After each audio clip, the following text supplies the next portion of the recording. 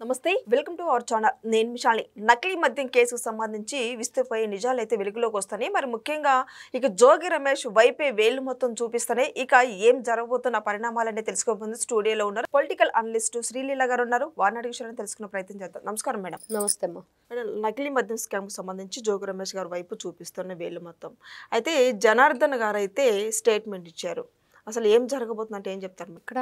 అంతా వాళ్ళు ఎవరైతే అసలు ఈ మద్యం కుంభకోణం అనేది ఎలా స్టార్ట్ చేశారు మరి ఎవరు ఆ మూతలు సప్లై చేసింది ఎవరు ఆ బాటిల్ సప్లై చేసింది ఎవరు ఖాళీ బాటిల్స్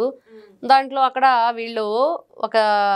రూము రెంట్కి తీసుకొని నకిలీ మద్యాన్ని ఏ విధంగా తయారు చేశారు ఆ లేబుల్స్ జే బ్రాండ్ లేబుల్స్ ఏ విధంగా దాని మీద వేశారు అవన్నీ కూడా వాళ్ళకి వచ్చే వీళ్ళు చెప్తాం ఏంటంటే మా బిజినెస్లో ఆర్డర్ వచ్చింది మేము చేసామంటున్నారు కానీ మీకు బిజినెస్ ఆర్డర్ వచ్చినప్పుడు మరి ఎవరిస్తున్నారు మరి వాళ్ళకి రూల్స్ ఉంటాయి కదా కొన్ని వాళ్ళ ద్వారా వీళ్ళకి తెలిసిన విషయాలు అలా ఎవరంటే వాళ్ళు ఆర్డర్ ఇస్తే ఇచ్చేయరు కదా ఉంటాయి కదా దానికి కూడా మరి కాబట్టి అలాంటివన్నీ కూడా వీళ్ళు ఆలోచించకుండా చేశారా మరి తెలిసి చేశారా తెలిసి చేసి ఈ రోజున అబద్ధం ఆడుతున్నారు అనేది ఇంకా తెలియాల్సి ఉంది అదేవిధంగా వీళ్ళు ఒకరు హైదరాబాద్కు సంబంధించిన వాళ్ళు ఆంధ్రాలో పలు ప్రదేశాల వాళ్ళు చాలామంది ఉన్నారు 5-6 ఉన్నారు మరి జోగి రమేష్ గారు వాళ్ళ తమ్ముడు వాళ్ళ బ్రదర్ ఆయన అరెస్ట్ అయ్యారు మరి ఆయన కూడా చాలా అంటే ఓవర్ యాక్షన్ అనమాట అసలు మాకేమీ సంబంధం లేదని బుకాయింపు మరి అదేవిధంగా ఎక్కడా కూడా మరి పోలీసులు అడిగిన క్వశ్చన్స్కి సహకరించకపోవటం వాళ్ళు ఏదన్నా ప్రశ్నించినప్పుడు వీళ్ళు వెంటనే రియాక్ట్ అయ్యి చెప్పటం ఏమీ లేకుండా తప్పించుకునే ప్రయత్నం చేశారు ఇంకా మెయిన్ దీంట్లో ఎవరైతే మెయిన్గా ఉన్నాడో ఆ వ్యక్తి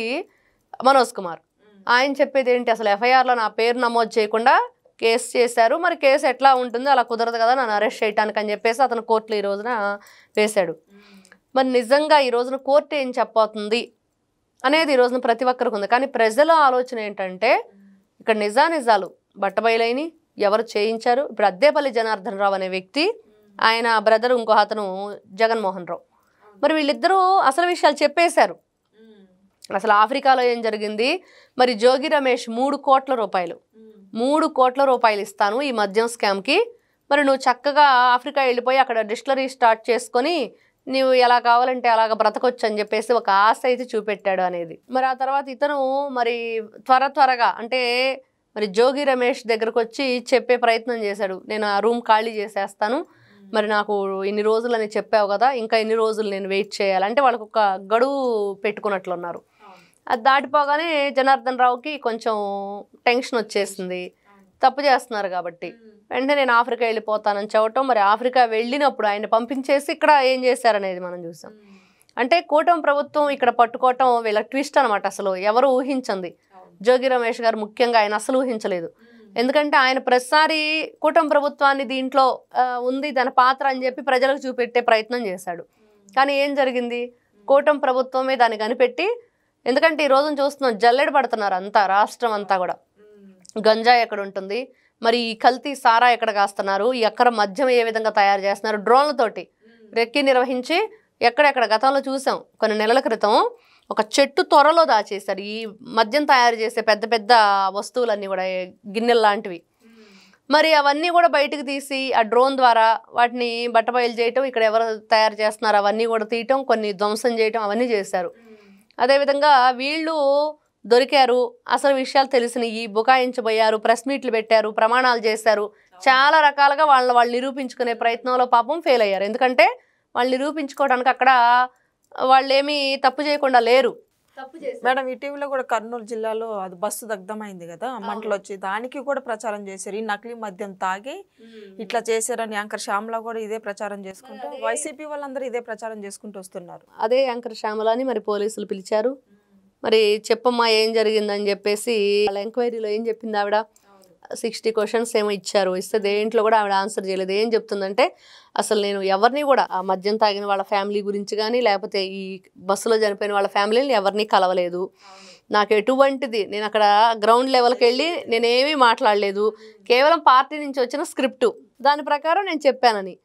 మరి వాళ్ళు ఏ విధంగా దేన్నైనా సరే ప్రజలకు భూతద్దంలో పెట్టి చూపించే ప్రయత్నం చేస్తున్నారు అనేది కానీ ఈ రోజున పోలీసులు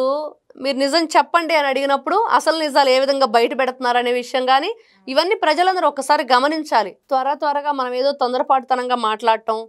మరి అక్కడ లేని విషయాన్ని క్రియేట్ చేద్దామని చెప్పి చూస్తే ఏం జరుగుతుంది అని అంటే ఇదిగో ఈ విధంగా శిక్ష పడిద్ది. ఎవరికైనా సరే తప్పించుకొని తిరగటానికి తప్పులు చేసి కుదరదు,